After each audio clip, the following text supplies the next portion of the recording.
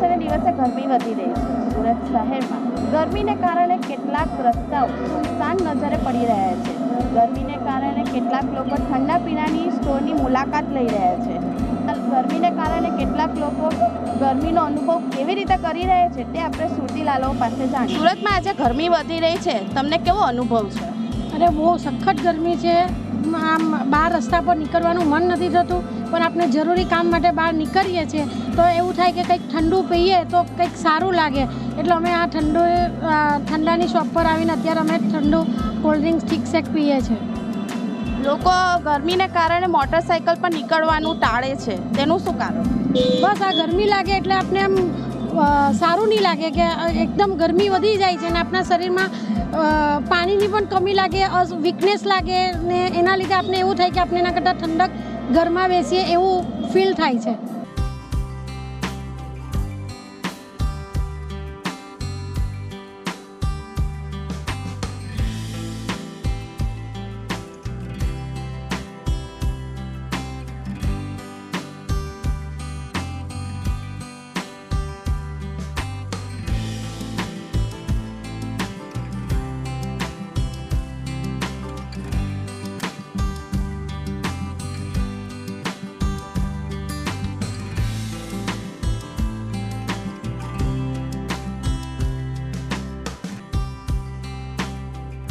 મારું નામ નમન દોશી છે અને અહીંયા અમે શેરડીનો રસ પીવા આવ્યા છે. હાઇજેનિક સખત ગરમી છે, બહાર અસહ્ય તાપ છે અને ઓફિસમાં બેઠા બેઠા પણ એસીમાં ગરમી લાગે એવું વાતાવરણ છે.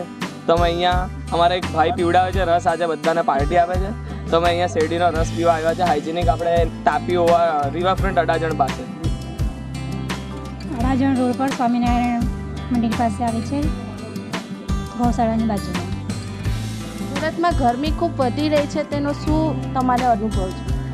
ગરમી વધી રહી છે તો મારું એવું કહેવું છે કે મારી રસના પર વધારે લોકો આવે પીવા માટે. તમારે હાઇજેનિક રસનું સ્ટોલ છે, તેનું શું મહત્વ? હાઇજેનિકનું એ મહત્ત્વ છે કે આ મશીન જે છે ને તે એક જ વારમાં રસ 95% રસ નીકળી જ જાય છે એમાંથી, કે બીજી વાર પાછું નાખવું નહીં પડતું એમાં.